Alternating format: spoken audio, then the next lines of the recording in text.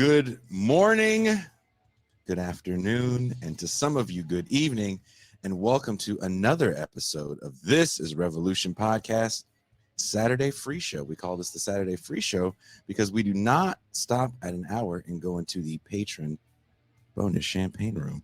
Everybody gets a pass to the champagne room, if you will. That being said, we have a great show tonight.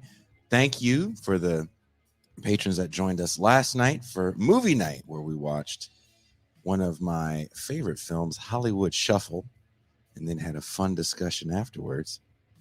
I do like movie night. I feel like we should do it a little more often. And I feel like we should add a horror movie night. As I do love the horror movies. And I would love to talk horror movies with you guys.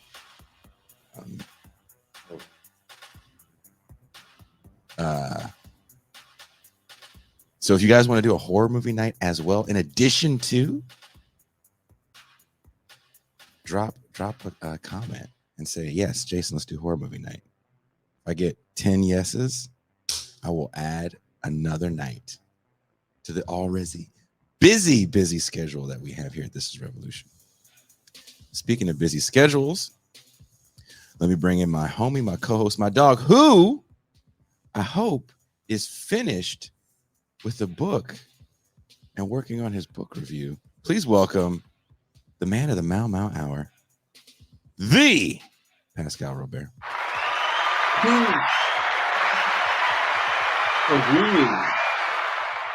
Peace and greetings to the chat. Peace and greetings to the audience. Peace and greetings, Jason Miles. I am reading Taiwo's book. I'm in chapter 1, a fast introduction. I'm going nice and slow. Do you have a deadline that you want me to meet?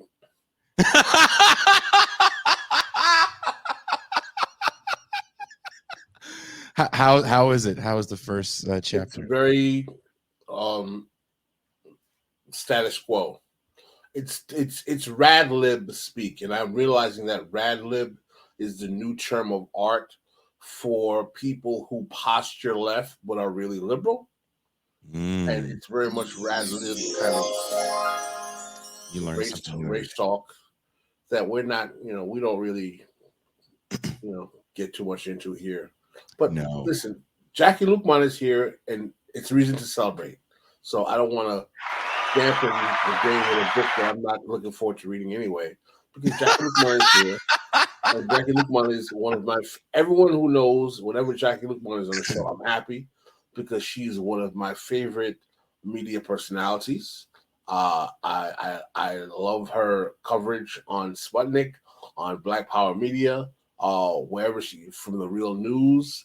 I believe that she brings a very, very down to earth, really grassroots analytical framework to her work, and I'm always glad when we get her on.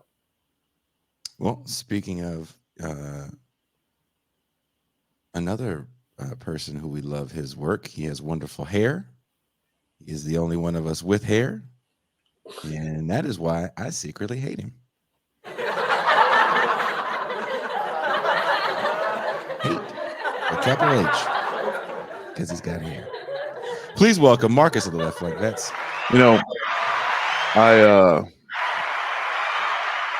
I was actually planning to cut off my locks and make a wig for you, but now I'm not going to. Make a wish, kid. that was gonna be your birthday present, But now you said mean things. If you could though, which if you're gonna do the horror movie night, at some point in time, you're gonna have to watch Morbius. Oh, Jared Leto? Yeah. It's so bad, like I want to watch it again. A lot of young people that are probably around your age and maybe slightly older got wind to Morbius and Blade around the same time. The Spider-Man animated series in the 90s ran a story arc one of the seasons with Blade fighting Morbius. Yeah. So and he is a bit of an anti-hero character. I don't know how they're doing him in the universe. I've heard different people tell me different things about Morbius. I will say this on a good Disney note. I watched the first 2 episodes of Kenobi last how was that? Yeah. That is amazing. And for a 44-year-old man that grew up loving Star Wars, knowing that I can watch a Boba Fett series and a Obi-Wan series and still see Darth Vader doing new stuff into my 40s is like a dream come true. See, I feel like a lot of these shows just tap into the nostalgia shit for people who grew up with Star Wars. Oh, that's all it is. Yeah. So it's like yeah. the Top Gun movie, which I yeah, did see. Dan Larson, who's a huge Top Gun fan, like he's got Top Gun erections all over the place with the new Top Gun movie. Yeah. There's so much nostalgia because we're an audience that actually a lot of us have some money. So I would be pissed off though if they try and go woke with the new Top Gun and make the volleyball scene straight. That'd be just too much. Oh my God, really? That'd be too much. The volleyball scene. Watching it as an adult man, I was like, I can't believe this was in the film.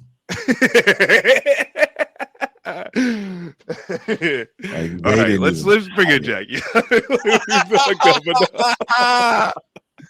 She is the woman that now has us on the radar as Russian disinformation. That is true. Someone sent me a message last night that said when this show went up, it said, warning, this show may be sponsored by Russian oligarchs, something like that. What? Yeah, it's all Jackie's fault. Because I tried to be the nice guy and put links into her work. And you wanted to bring in a chocolatey Russian woman that is sponsored by Sputnik. The state-sanctioned media. Please welcome comrade Jackie Luqman.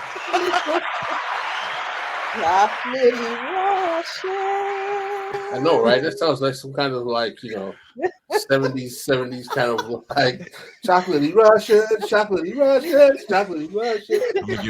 Let's hit up Patrice Russian to do Jackie Luqman's chocolatey Russian song. Jackie, I'm clearly hooked up with the wrong oligarchs because these cheap bastards. They're not really. Those don't look like oligarch curtains behind you. Oligarch curtains. Not so much. They're not. I'm not able to stay at the 5-star Ocean City resort hotel. I'm at the Days Inn. So yeah, I must be hooked up with the oligarchs. Yeah, I must be hooked up with the oligarchs at the low end of the Russian hierarchy. Jackie just elbowed 2 small white children for the last 2 pieces of bacon. She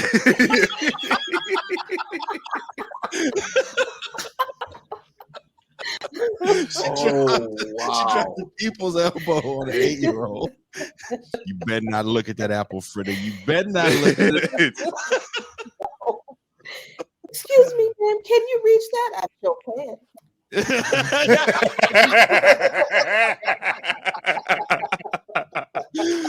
Okay, I'm gonna stop messing with you guys.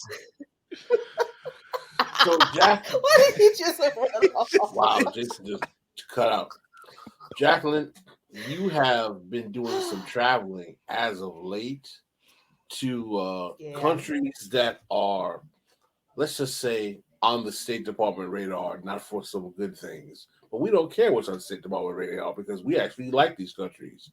But first of all, can you share with us what was the cause of your trip to both Cuba and Venezuela? So I went to Venezuela as a member of the delegation to attend their summit against fascism, International Summit Against Fascism. Venezuela, I think, has this event I think they have it every so often, if not every year.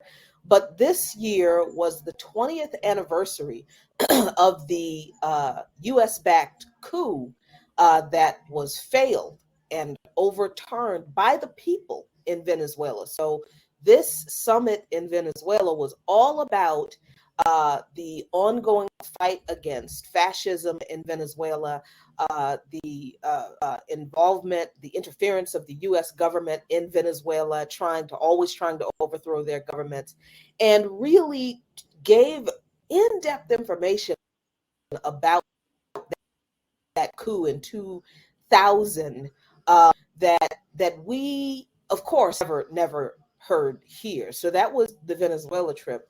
And the Cuba trip was, I went with the national, what is it, NNOC, I'm blanking on it right now, national something on Cuba, their annual May Day brigade. Every year for the past 15 years, they do a brigade. A bunch of people go to Cuba for 2 weeks, and this brigade for the NNOC is a work brigade. So they work in alongside Cubans in like gardens. There's some things you cannot say. And then they take tours of the medical facilities, industrial facilities, that kind of stuff. See how Cuban workers, how Cuban workers work, and then they experience May Day in Cuba. So those were the reasons I went to those countries. Wonderful, wonderful, wonderful. So I would assume that this is the first time you were visiting both countries. Is that correct? Yeah. I had never been to either country, and interestingly enough, my late husband and I had planned to we planned to do these things next year, along with going to Colombia, which I also did last year, but things working out the way they did, I was able to go this year. And I got to tell you, it was, it's one thing to listen to the State Department lies about these countries, and know that they're not true, right? It's another thing entirely to go to these countries and see the depth of the lies of the U.S. State Department, just how absolutely amoral the policies and the posture of the U.S. toward these countries really, really are. I mean, you have to see it for yourself to understand just how evil the U.S. policies are. And I don't use that word lightly. I don't toss that word around. When you go to countries like Venezuela and Cuba, and you see the people, and you see what the government is trying to do for their people, what the government is doing for their people that we don't get here, that we can't have here. And then you realize that everything this government is saying about these countries and their leaders is just the most evil thing in the world, because they want to destroy what those governments have done for their people. They want to destroy, this government wants to destroy the socialist revolutions in these countries. So that it was visiting those countries left an indelible mark on me, I think. Well, the first question I wanted to ask you is about Cuba. Is that when you got off the plane, I would like you to share your experience of the revolutionary history of what Cuba represents to socialist revolutionary movements in the world.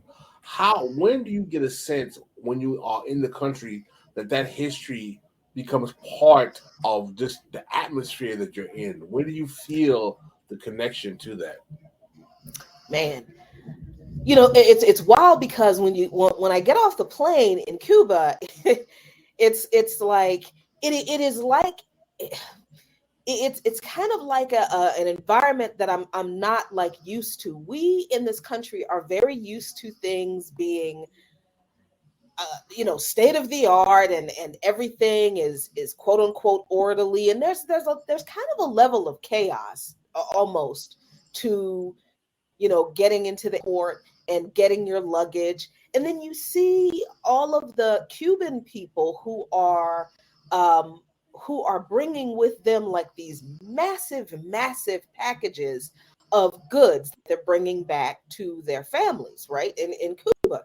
And that's like the first clue that this is a different kind of situation. And I mean everybody. I don't mean like one or two people. I mean everybody who was Cuban in that airport had an enormous package that they were bringing back, not just one package, two or three packages. So that was like the first kind of clue that there is something different about the way people exist in Cuba, right?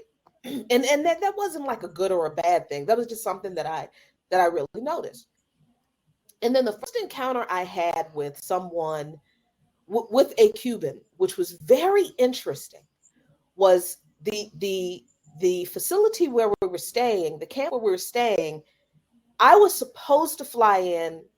My flight was supposed to come in at another terminal.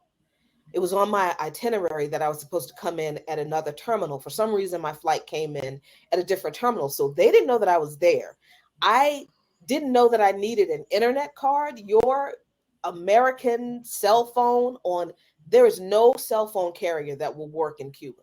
So Wow. when you go to Cuba, yes, I don't care what they say, there is no cell phone. Oh shit! They cut off the Wi-Fi. When you go to Cuba, you need with that will work in Cuba. And when you get to the airport, you need to purchase an internet card, because internet is spotty in Cuba. Internet is owned and controlled by the government. And because of the sanctions that the United States puts on the government of Cuba, they can't upgrade their equipment and have great Wi-Fi and internet. That's not how it works. So you have to buy a Wi-Fi card when you get to the airport. So I'm trying to call the facility, the camp. My phone's not working. I'm able to get like half an hour free Wi-Fi in the airport. I get in touch with somebody at the camp and tell them nobody's here to pick me up. A cab driver comes up to me, and I know like this much Spanish, un poquito, muy un poquito. Cab driver comes up to me. He's speaking Spanish. I'm like, lo siento, lo siento. No hablas, mucho Cuban español. Spanish It's is like, very okay. fast. Yeah, and he's like, oh, so he speaks English, and he said, where are you going? I'm like, I don't even know. I'm supposed to be at this camp. I think there was a mix-up, so I explained everything to him, and okay, let me take you to the main terminal and get Wi-Fi, so you can call some people. And I'm just like, look, I am by myself. I am in the country. I do not speak much of the language. And this is out of a horror movie. This is like a scene from a horror movie, right? This is when, the silly American tourist gets in the cab and is never seen again. And right? But that's not what happened at all. Not at all. Dude was like, let me get you to the terminal so you can get internet. Contact your people. I'll wait with you until somebody comes and gets you. And if, so he takes me to the other terminal. I get a little bit of Wi-Fi. I get in touch with somebody. There's still some confusion. He's like, look, I tell you what, I can take you into Havana so you can get to a hotel. And then it will be easier for them to get you there. And I'm like, look, I don't know if this is a good idea. I was like, listen, I'm not going to leave you here. He's like, he said, we're Cubans. We don't do that. Oh. And I'm like, what the hell? Okay. So they finally did get someone there for me. But this guy, he took me to,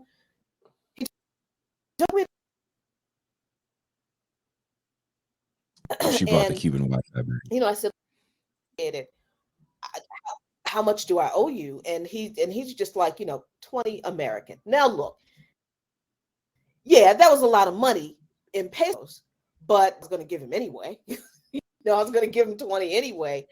But just the fact that here I am, an American in a country where I speak the language, I don't know anybody, I can't really connect with my people, and this random strange man is just like, I'm going to help you out and I'm going to make sure that somebody comes and pick you up. I will be here with you until your people come get you. To me, that was the kind of solidarity and an expression of the kind of revolutionary ideology that came out of what Fidel instilled in the Cuban people. And it just blew my mind. So I get to the camp and I tell them what's what happened and everything. And they're really sorry. And they're like, yeah, this is common. They said, this is very common in Cuba. It's, we don't, treat people special because they're American. This is our act of internationalism. This is how we express internationalism. And that's not unusual at all. Wow. So it was like, damn, man, and according to the US, it's like, run by a dictator and it's the most dangerous place in the world. But I was more safe than if I had, wound up in a ritzy neighborhood in the US somewhere and some random person called the cops on me. You know what I'm saying? So that was like the first, I think, expression. That was like the first inclination that I got that like Cuba is different and in a really good way. How did you get down there? Because someone asked, because we do have these kind of difficulties in terms of sanctions. How exactly did you fly down, get visas and passports and all that stuff? What was the process of that? Yeah, obviously you have to have your passport, but when you go with the brigades, and I recommend that for people who are going to Cuba for the first time, that you go with one of the brigades. There are several. There's the NNOC, there's the Venceremos brigade, there are the IFCO Pastors for Peace brigade. There are several that you can go with. I recommend that you go with the brigade the first time, because you get this very intense, full immersion experience of Cuban life, of Cuban workers, and of Cuban culture. They do an amazing job of really jamming a whole lot of information, into that 2 weeks. And then visas, the organization that you are going on the brigade with will provide you with a visa. You obviously have to have your passport. They'll take care of your visa. They will make your travel arrangements. And you have to fly to Miami or Fort Lauderdale, and then you fly from Fort Lauderdale to Miami to Havana, or one of the, usually it's Havana. And that's how it has to be done. And you get I think you get a letter from the Cuban embassy, I believe, giving you your travel justification, or it's a part of your visa, and you have to take all of that with you, because you need to show that when you're coming back. They'll look at it when you go, but when you're coming back is into the United States is when you may have a problem. That's how that. Now the next time I go, and I'm definitely back, I don't know if I will go with another brigade or if I will just contact the travel agency, which is called Marizul, and see how they do it. But I would highly suggest, the first time everybody goes to Cuba is to go with a brigade. Mark, you have some questions? Yeah, I because as far as actually there's some diplomatic changes with Cuba and Venezuela. Well, I wouldn't say changes, but there were some, I guess some talks with Venezuela about gas, and I think Biden had passed something that had rolled back some of the Trump increased, or like sanctions on top of the embargo. So I guess, my question would be like, maybe we can start with Cuba and then like we'll put Venezuela on the back burner. Mhm. How I guess, how do the people, I guess, feel about not only, I guess, like the like American, and the embargo, but also to like Americans in general, because you're talking about this great sense of solidarity and internationalism. Do you run up in any, I guess, ill will that I think would be understandable? Mhm. Yeah, I mean, I would have thought that, as soon as they found out you're an American, that, Cubans and Venezuelans would be like, that you, get the side eye, but not at all. And this is where the level of political education um, is very different and extremely high in Cuba and Venezuela compared to here in the United States. Because everybody I met in Cuba expressed the fact that they have no problem with the American people. They can't stand the American government. They are clear. Everybody in Cuba that I met are clear that the problems they have with food shortages and fuel shortages and all of that kind of thing, all of their economic difficulties, 98% of it is the fault of the United States government and the blockade against Cuba. There might be, some internal issues that people have with their government, as is true with every government in every country, right? But most people in Cuba understand that it's the United States government and a blockade against Cuba that is the reason for a shortage in sugar, a shortage in cooking oil, a shortage in flour. And you'll see this, when you go to the grocery stores in Cuba and people are standing online to get in. They're regulating the amount of people who get into the store. And I think that's part of a code policy more than anything else. But then when you go in to see that some of the shelves are empty, except for alcohol, which is interesting. But um, yeah, so that does exist. But in Cuba, understand that is because of the U.S. embargo against the country.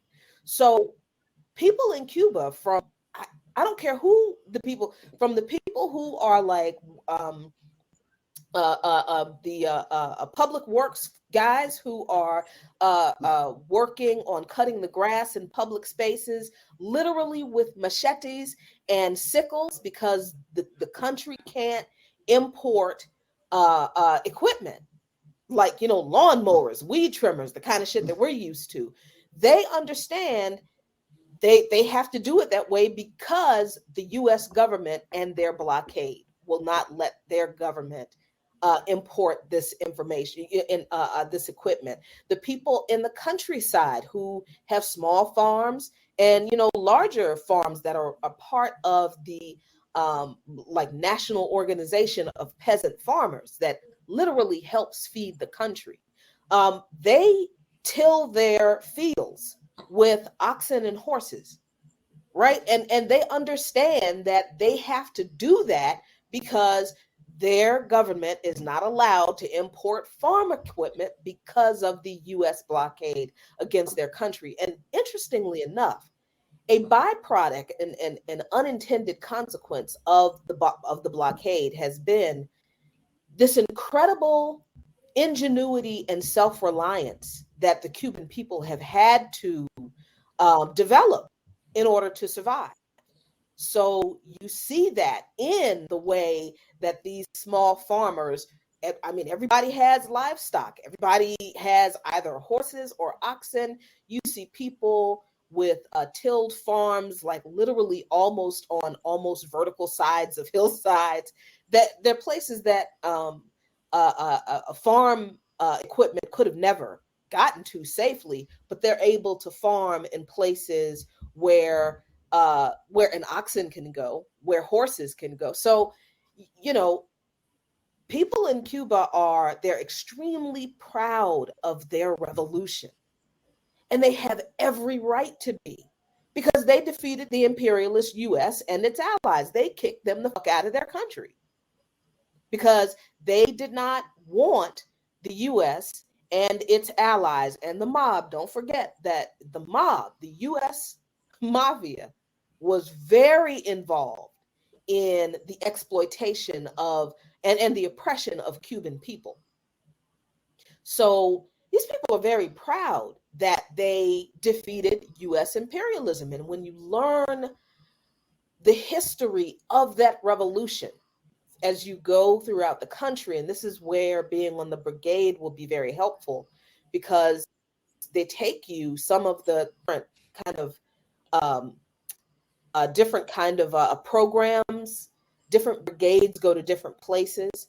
The brigade I was on went to all of the historical monuments. We went to the Che Guevara Memorial. We went to Saint Iphigenia Cemetery, where Jose Marti's tomb is, mausoleum is, Fidel Castro's mausoleum is, and the tomb for the martyrs of the revolution, and the tomb for those who gave their lives in the struggle for internationalism. That is incredibly important, because in Cuba, people are very keen on international solidarity. They are very keen on building relationships with people in other countries who are also targets of US imperialism, so that we can all defeat US imperialism. And I'm not talking about this is something that comes just from the politicians. It does, and it did very explicitly, but it also comes from regular folks in Cuba. We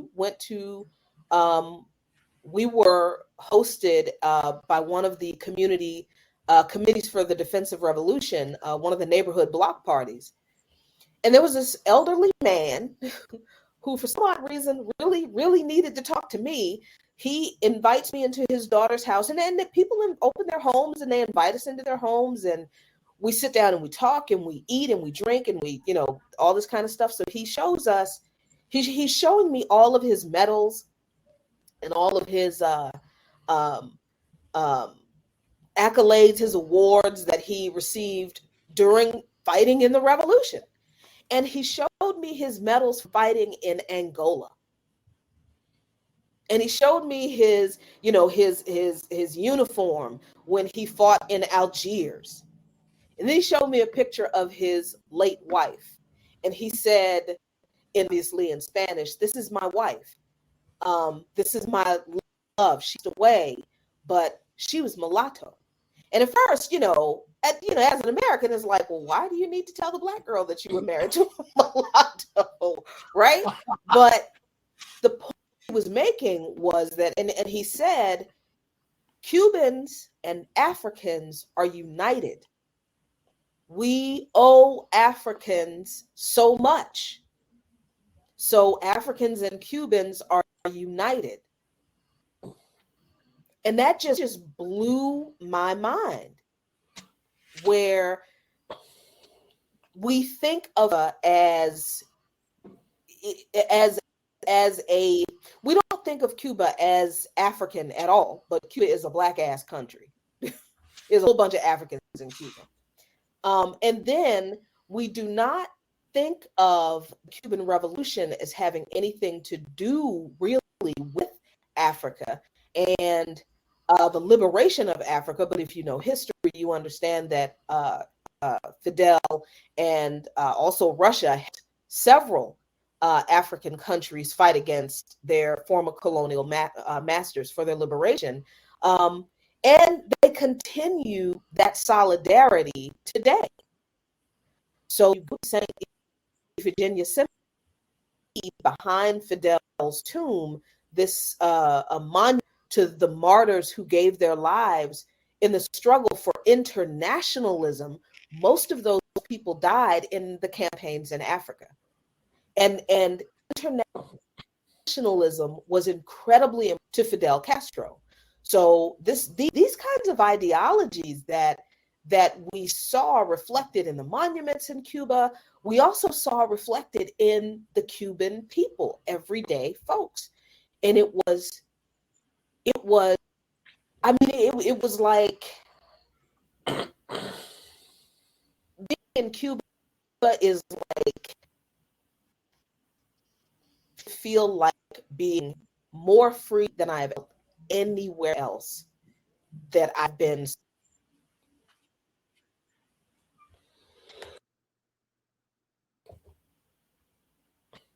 We got a little frozen with the Wi-Fi. Yeah, well, and I think that to that point, it does. I think put into focus how impressive not only some of the things that Cuba was able to do domestically, but even the fact that they were able to support liberation efforts, you know, in Africa and across the world. But then also too, some that we haven't hit on yet is their medical deployments for healthcare workers. The fact that like Ukrainians who were suffering from like all types of like nuclear damage, from what's that damn site that fucking terrible. Chernobyl. Yeah.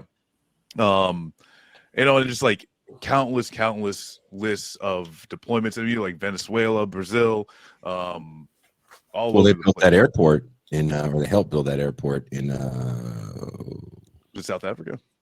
Grenada. Oh, That later was the BS reason that Reagan wanted to invade. Yeah, we lost you for a second due to Wi-Fi issues, Jackie, but we're glad you're black. Well, We're glad you're black. We are glad you're black. Oh my Yes. God. If you're white, we would not be white. We'd I'm be glad like, nope, I'm nope, black too. no. Yeah, sorry, it's I real actually choppy wanted, on my the end reason here. that was on my mind is that I wanted to ask about the Afro-Cuban cultural mixture that exists in the country, because I'm so familiar from the Haitian context, the influences of Haitian and Afro-Cuban culture in terms of Haitian folkloric culture, and there's a lot of similarities. I was wondering if you got a chance to see any of the Afro-Cuban cultural manifestations, whether music, jazz, art, Santeria, any of the above, any of those things that were some things that struck out for you while you were there. Well, we didn't. The brigade I was on didn't go deep into the particularly Afro-Cuban part exposure to Cuba, but when we went to Santiago de Cuba, which is very important in the history of Cuban Revolution, we were met with dancers who I understood were welcoming us in the Yoruba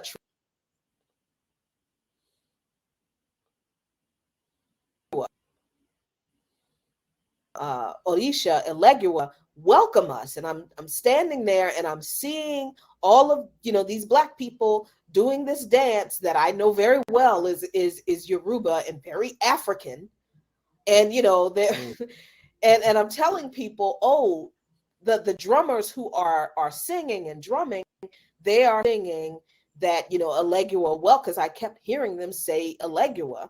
And it was like, oh, they're welcoming us. The Orishas are welcoming us. This is very Afro Cuban.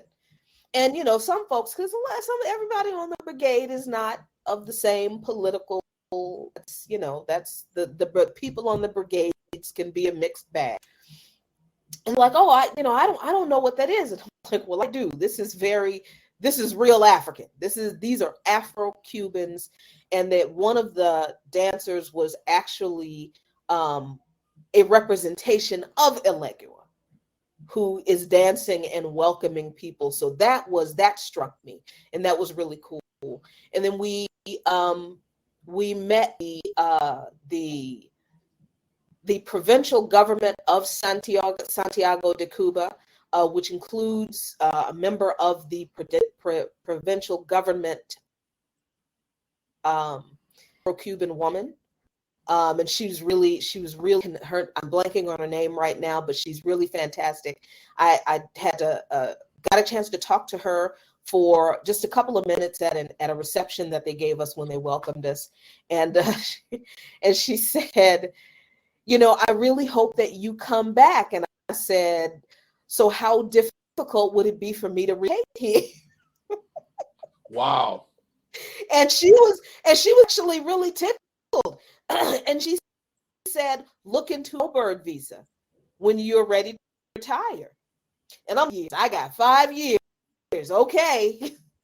So we did get to experience that. We got to experience there is a revolutionary square, a smaller revolutionary square in Santiago de Cuba, that is a replica of the big in Havana, which is very nice. And there is there's an incredible monument to what is his name? Marcia. I cannot remember his name right now, but he is the Afro-Cuban who led hundreds, if not thousands, of Afro-Cubans who were peasant farmers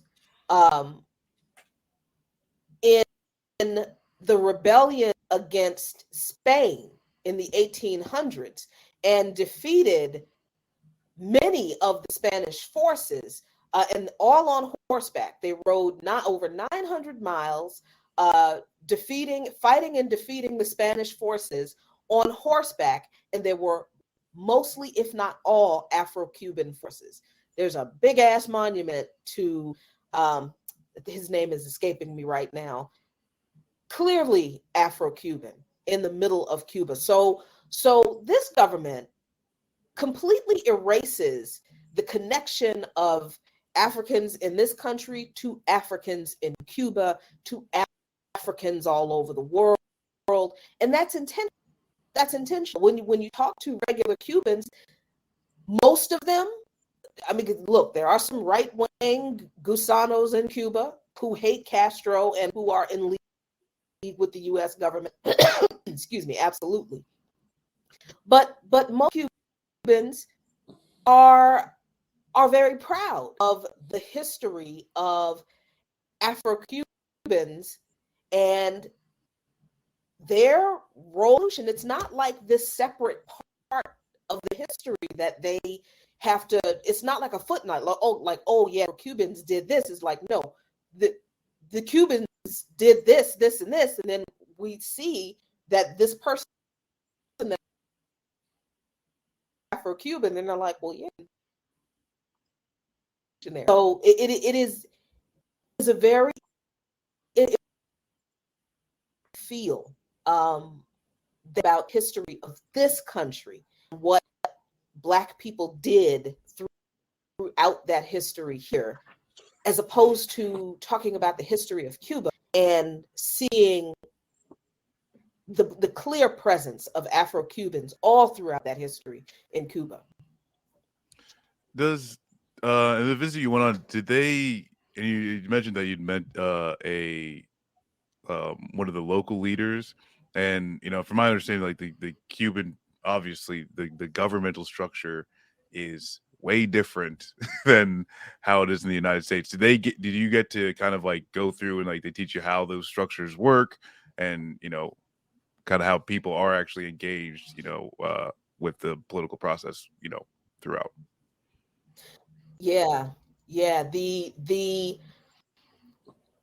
basic, how do I want to put this? The most immediately involved in the governmental process or the political process is through the committees for the defense of the revolution. And they are literally these neighborhood organizations that were developed after the Bay of Pigs invasion, after the Cuba out the imperialists one more time. And the government and the people said, you know what? We need to nip the subversive activities of the imperialists in the bud in our community. So they developed these communities for defense of the revolution. Now, what the U.S. government will say is that they're spy networks, right? They're spy networks that the That sounds Cuban like government authoritarianism. implemented to spy on people. Oh my God, it's so authoritarian. But here's the thing, though. These so-called spy networks, they have developed their neighborhood resources so that they establish schools in the neighborhoods, not just one school, many schools in the neighborhoods. They establish clinics. They establish stores and food pantries. They do neighborhood development, and the neighborhoods elect the leaders of the CDRs. And then the CDRs feed into a regional structure. And then the regional structure feeds into a like.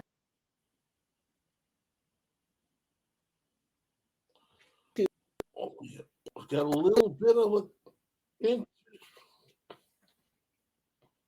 The president of Cuba actually can't do anything like Diaz-Canel can't just do anything he wants to do without the approval of the party. That's not what happens in Cuba at all. And if the people in the CDRs want the government to do something, they are engaged in their CDR political process to submit their requests, demands, or whatever directly from CDR right up to the head of the party, the president of Cuba. So the political process in Cuba is more democratic than anything we have ever had in this country. So let's actually move on to Venezuela. What was your experience in Venezuela in terms of what you witnessed over there? Now, we understand that Venezuela is dealing with also difficult economic situation, political pressure from sanctions as well, a political situation that's somewhat in flux. How would you describe the situation over there?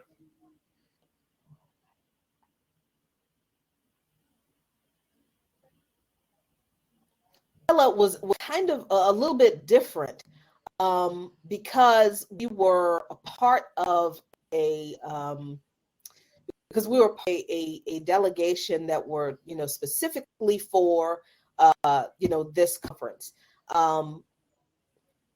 And, they tried to, here's the thing. Venezuela is, I think,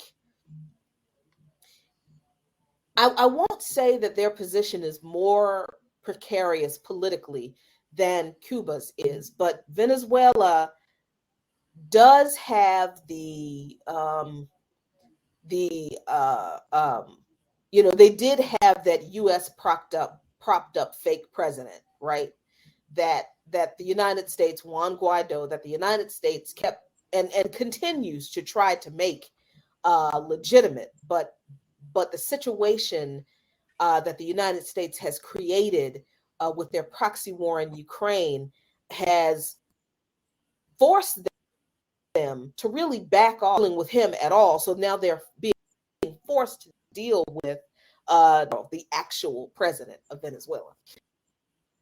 So it was another one of those situations where, we got this full immersion into the history and the culture of the country in Venezuela. I just happened to miss the evening.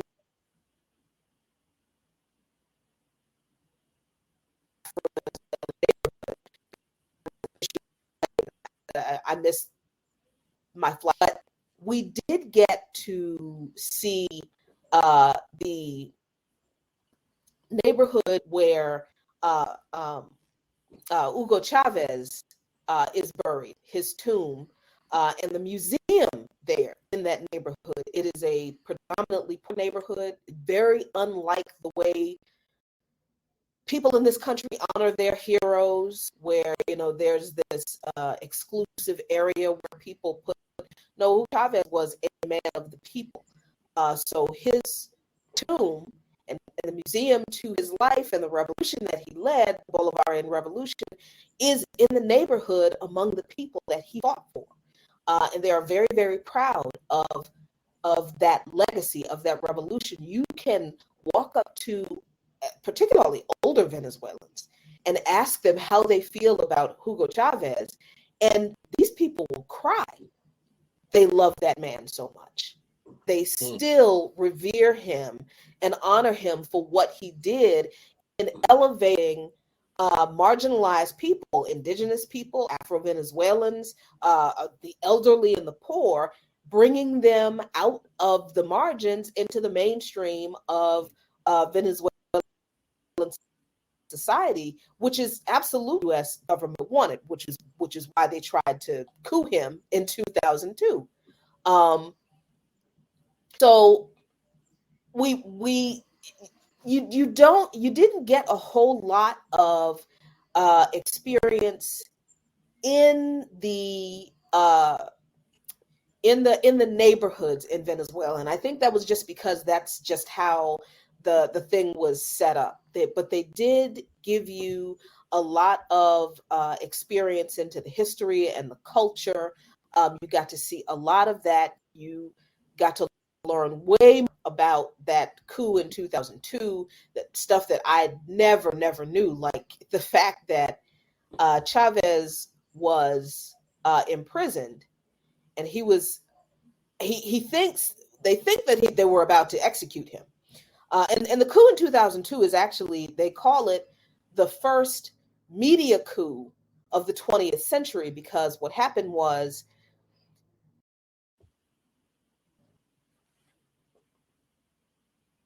news channels are saying their new president, and then for the rest of the day, all the news channels in Venezuela are showing cartoons. Venezuela had been pretty much secret somewhere, and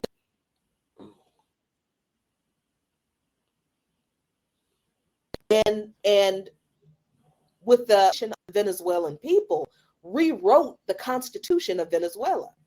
So the U.S. was pissed off at that. The right wing in so they kidnapped him, tried to implement this coup government. They got the media involved. Well, and people are like, what are you talking about? We have a new government. They're watching the news the next day like, what do you mean there's a new government? What's going on? Chavez is in some jail cell somewhere, and a young Venezuelan soldier asked him, that he was tasked with guarding Chavez, and he asked him, because the media accounts said that Chavez had renounced the presidency. The soldier asked Chavez, is it true that you renounced the presidency? And Chavez said, no, I would never do that. So the soldier said to Chavez, the people need to know this. So this is what I think you should do. I think you should write a letter saying that you have not renounced the presidency. Sign it and put it in this trash can over here, because nobody's going to look in the trash can. And I'll get the letter and I will take it to whoever you want me to give it to. And that is how, and that blew my mind, because I never knew that about that. That's how the former Attorney General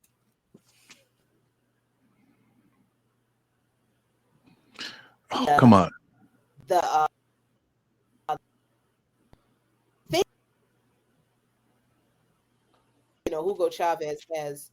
You might Hugo have to start Chavez that over, has Jackie. Your renounced. internet. But instead, he has this letter written by Chavez, and he says to the media that has already decided that they're in on this coup, he says one sentence: Hugo Chavez has not renounced. And that was all it for the people in Venezuela to flood the streets to demand the return of Hugo Chavez. So that part of a popular revolution, of popular communication, of people overturning and repelling an imperialist coup is incredibly important to the history of Venezuela to their ongoing struggles against U.S. imperialism and to what we're Ooh. Yeah, Jackie's having some internet problems. I'm like trying to will the internet to work right now. Like, God. While we're dealing with internet problems with Jackie, I guess we got bombarded with trolls from that are from, I don't know where they're from, but they're patriotic socialist trolls. From the internet. They're talking shit about Pascal, loving white people, and When did that happen? What's like the thing to do is like you're supposed to just hate white people, you know, like, is that like hey man, these fools are clowns and they don't like being called Nazis and fascists because they're like, but that's what white people are. I'm like, all the top patriotic socialists are white. If you do anything Caleb Malpin does, I'm not gonna call you a Fed because that's giving you way too much props. You're just an idiot. Like we need to stop calling people Feds because that means they're smart. That means they got like, yeah, they're working for the government. No, yeah, you're just like you like the symbolism and it pisses off your parents, and you're probably a child. So stars and bars, that rhymes. Why give that up? I'm making public appearances real soon. You're gonna log off and log back in, Jackie. Okay, Jackie's gonna log off and log back in. Yeah, I'm gonna go out and come back in, see if that helps. I bet you they won't show up. I don't know. I bet you they won't show up. No, come on. There's some suckers. Although, going with what Jackie's saying, and even like I think it's like some of the stuff that's going on. Someone mentioned in the chat earlier with the Summit of the Americas. Mm-hmm. And there's been a good amount of pushback. You know, I think Mexico is probably, you know, like one of the most, you know, or at least politically substantial country to say like, but we're not going to this, you know, quote unquote Summit of the Americas if, you know, like a third of South American countries can't show up because, you know, they're on the US fucking naughty list. And especially going to bat for Cuba and Venezuela. Mm-hmm. So I don't know. I think that's like an interesting, you know, development, you know, kind of where, yeah, you know, there seems a lot more solidarity between Central and South American states. And I think Crispy reconnection now. Look at her. Crispy. Yeah. There you go. Crispy. Can you hear us, Jackie? Now she ain't got no sound. Oh, still? Yeah, Can I you can hear us? sort of hear you. Okay. Yes, Jason is challenging the cats to duels. Yeah, I can hear you. Okay. I'm challenging cats to duels because I think these motherfuckers is punks. So talk that shit. This ain't, look, the internet, just so y'all know, this ain't real life. You can talk all the shit you want on the internet. It just proves how fake a lot of that shit is. I'm gonna be in real life 3D. No shit. I hadn't even paid any attention to that there were some trolls over there. Yeah, I had some trolls in here. Some clowns was talking about Pascal and they want to talk mess, and I was like, look, man, check this out, homeboy. Yeah, and yeah, before someone catches Jason's hands in 4K, Jackie, it seems like, that's like kind of just, you know, amazing where even from that story you're telling about how the revolution started, and also within Cuba, there is a just more deep-rooted connection, right? These are people-driven movements, and like the idea that this is some type of top-down authoritarian, whether, you know, of like, Fidel is, I mean, yeah, just strong arming. It's like, oh, you have a problem, like, let's go in the back and wrestle, I'll whoop your ass, and now you do what I said. You know, they would have failed. They would have failed miserably.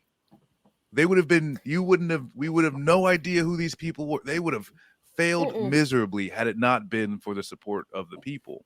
And it goes to this day because they're still even after they went back, so they tried to make some deals with the oil, and just like a week ago, they're now mentioning, oh, we're trying to still talk with Juan Guaido. Yeah. And so I guess, yeah, it's like, if you could even just talk about like more of the current situations that's going on, because it's like, it's just plain as day, you know, in their last election, the socialists like won I think all but one of their regions, huge international community that's watching the elections, and still they're like, oh well, we don't know. Like, someone needs to come here and watch our elections. Like, that's the truth. The wild thing is that people about the Venezuelan political system, it is again more democratic than than ours. Venezuelans can vote in a referendum to get rid of the politicians they voted for if they don't like what they're doing at any point in time, right? Term. And right? At any point in time, in the middle of their term, every Venezuelan politician is subject to a referendum recall if the people are unhappy with their with what they're doing. That's all of them, all the time. So we don't get that. We don't get that at all. And that's like, oh, just vote them out with the gerrymandered districts, with the suppression of votes, right? Mm-hmm. Like, what are you talking about? Just vote. So the situation in Venezuela right now is that because the U.S. government has created their little proxy war in Ukraine and has tried to sanction Russia, but of course, and weaken Russia, but of course that's bad because now the ruble is almost as valuable as the dollar, and Russians, because of the interference of the U.S. government in the economy of post-Soviet Russia, Russians have learned how to be self-reliant too. So they're like, okay, fine.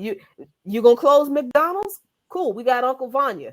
You gonna, this American company is gonna close it. Cool. We've got this other way of getting what we need. This is the kind of, again, it's the self-reliance and the ingenuity of people in countries that have been the targets of U.S. imperialism. That's why the sanctions that the U.S. government has imposed against Russia aren't working, because the Russian people are like, oh, we've seen this before. So they're just, they're fine. So what has happened is, instead, what's happened is the U.S. has suffered because of the sanctions, because now the oil that we used to get, that this country used to get from Europe through Russia, not getting now. That's why your gas prices are so high. That's part of the reason. They really don't have to be that high. That's just the gas companies just rip you off. So the U.S. government, Biden is like, I got to do something. I got to do something to get some more oil. Oh, I know. I have to go to Venezuela. So he went to Venezuela with sort of his hat in hand, kind of, and he lifted sanctions on a former oil executive who just happens to be, I think this is delicious, the relative of President Maduro's wife. So not only does Biden have to deal with the actual president of Venezuela, but he had to lift sanctions on his cousin them. So Maduro and his wife are sitting up in Miraflores, which is the presidential palace in Venezuela, like, yeah, lift something, because we know that we have something that you need. So they lifted those sanctions because this person is connected with Chevron, which is the only U.S. company that has operations in Venezuela, right? So I don't know how that is. I haven't done the research into the background into why that is, but this sanction had to be lifted in order for the U.S. government to deal with this Chevron company in Venezuela.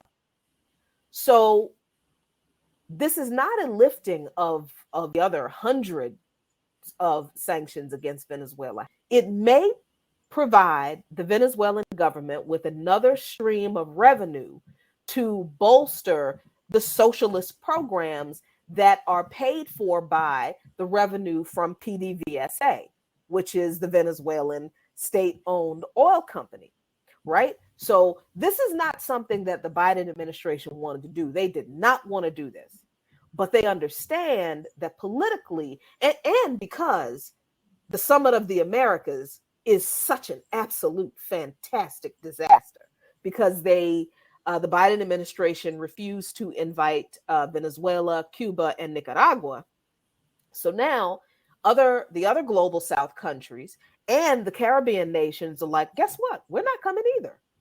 If you are going to diss our countrymen in our region, then we're not coming to your summit of the United States of America. This is supposed to be the summit of the Americas, so all the Americas should come. So the Biden administration lifting this one sanction, and it literally is one sanction, on this to deal with Chevron in Venezuela is beneficial for the Venezuelan people, but it won't last long. So, I think Nicolas Maduro is going to get as much as for as long as he can, and good for him.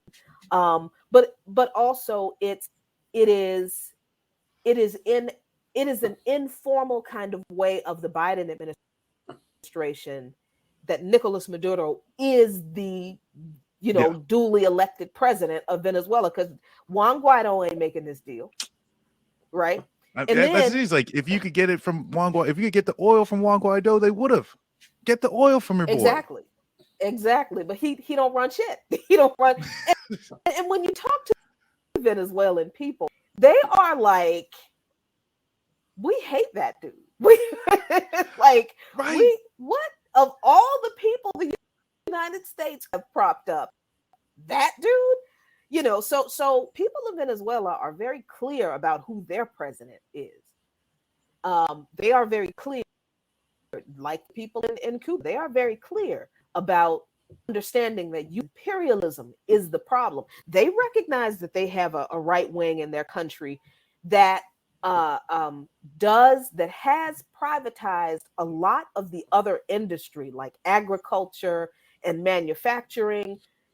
Yeah, the private sector, the capitalists in Venezuela have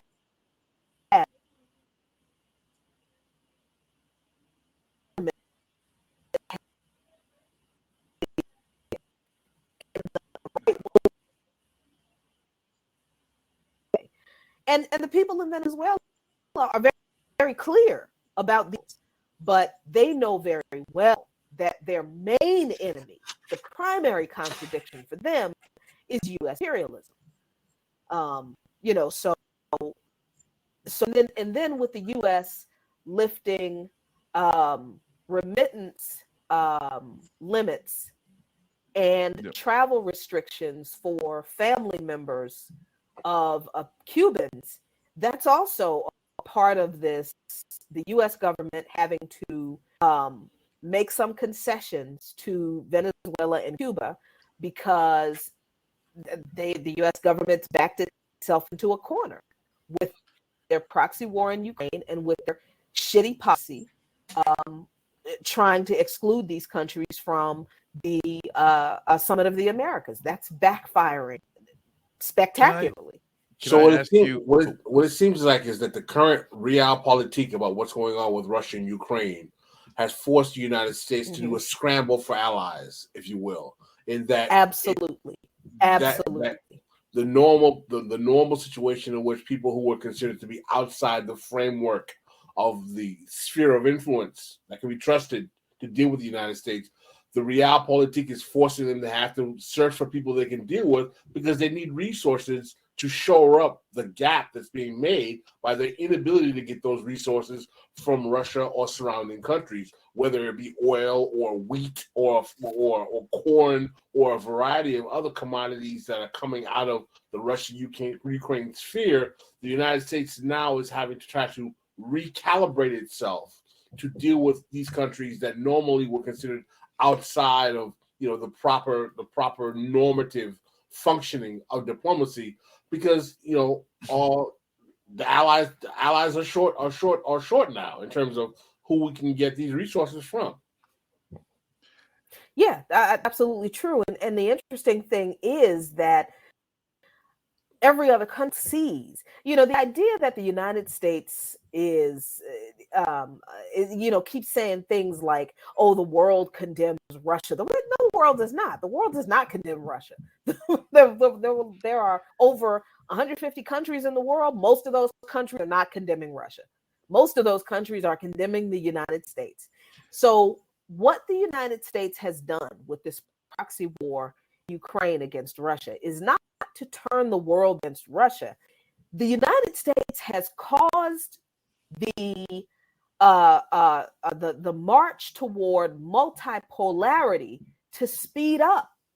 That's what's happening right now. That's what's going on when you see countries in the global south and countries in the Caribbean publicly coming out and saying, basically, fuck the US and their Summit of the Americas. If Venezuela, Cuba, and Nicaragua are not invited, we ain't coming. Kiss our asses. I mean, that is the result of countries that have been the targets of US imperialism for decades, realizing that the balance of power in the world is changing, has changed. On top of that, too, and they are pushing the world closer and closer to multipolarity and isolating the US. That's what's really happening. Because even recently, Mexico got in some hot water because they've been nationalizing their oil and gas industry, which I can only assume is either them just knowing like actually how to like utilize resources to benefit their own people, but then I can't assume that wasn't influenced from especially Venezuela, who even with the sanctions and just like the similar sanction of Cuba, is that with a culture, with a apparatus that's directed towards the people, like you can actually do a lot, even if the world powers are trying to shit on you. I just gotta agree that there is a huge, I think a lot more shift than most people are realizing when it comes to South America, South and Central America. Well, I mean, part of the thing that's really fascinating too, right, is that even if regardless of what your position are in terms of the Russia-Ukraine thing, what seems to be developing is that there are countries that are banking on the rise of multipolarity simply because they like the idea of having two factions to negotiate with. In other words, it just seems like it's a better business to be able to negotiate on terms in which there are two hegemonic forces that you can try to get a better deal from, as opposed to dealing in a situation where you only have one. So I think that what we're finding is that regardless of what foreign powers are feeling in terms of their actual sympathies on the ground regarding the Russia-Ukraine situation, some of them are seeing the possibility of a multipolar world as it's frankly good for business. What do you think about that, Marcus? No, I think it's 100%. I think that's how China's been able to develop their Belt and Road Initiative. Once they're able to offer a different opportunity other than a U.S. military base and a capitalist class coming in to divide up your resources and territories, people took it. And countries all over the world took that better option. Having more is only going to be beneficial, and that's where too of you got to take a country like Mexico, where a lot of times leaving the homeland out of this. I'm proud. I'm saying it's good now because definitely it's especially with as far as a NAFTA worked and everything like that of just I guess putting a reserve army of labor down in Mexico and how they're developing now. The U.S. has been fucking up, and now I think with China, with and all these other countries that are being able to develop on their own, it's going to keep pushing, right? There's going to be a lot of countries that might outwardly say, "Oh yeah, we're still rah rah USA, world power shit," but they're slowly backing away. You know, it's like Homer into the into the brush, because the time's ticking on U.S. hegemony. Well, I think we have a little bit of an internet problem with our guest Jackie Luqman, which is a shame because we were having some really great conversation, but we've had a pretty long conversation right now. Yeah. Sorry. I was helping the mods moderate the chat. Yeah. Got insane for a second. You were being Pascal on Facebook. I was being Pascal on Facebook, but in real life, no, I was. And people had questions about fascism and Marx and Dugin, and well, that's a digression from where we are today. But listen, Jackie, I guess she had to take a break. I think her shit is the poor woman's Wi-Fi is out. Yeah, that days in. Well, we had a really good conversation thus far. Jason, you was feeling spotty. You want to wrap it up at this juncture? Yeah, that would be great, man. If we could. I'm sorry we couldn't go longer. Sorry that Jackie's Wi-Fi went out. She just disappeared because Cuba snapped her like Thanos. And well, just I'll say, like, I was looking into like one of these trips, you know, it's like one of these groups for like the trips to Cuba and everything like that. And I don't know. I think I think it's important, you know. It's like I appreciate Jackie taking the time of, you know, to go, but also I think it should be one of the pushes, right, to try and see if, you know, people can go and actually experience and see and learn, because I think that's if there's any movement that's going to be able to develop, you know, being able to take what you have, you know, and the very small scant resources that any budding movement would have, you know, like have, and actually make good with it, right? You know, being able to take not a lot and develop medicine, like medical programs, health or educational programs. There's examples out there, right? And we should go take a look. There we go. True. Well, thank you guys so much for hanging out with us. Again, sorry. Wait a minute. I think, did Jackie come back? Oh, she came back and then she went away again. Damn. Man, her, yeah. I'll call her. Yeah, okay. They hit her with the Havana syndrome gun because she's speaking too much truth. Thank you guys. And we will be back Tuesday with Jen Pan, where we'll be talking about intersectionality. Don't forget. All right. What about Stefan on sublation? Oh, thank you. Let me read that script. Also 8 p.m. UK time, Stefan will be doing a stream on Sublation on the Twitch channel, on the Sublation Media Twitch channel. So don't forget to check that out. And we are out.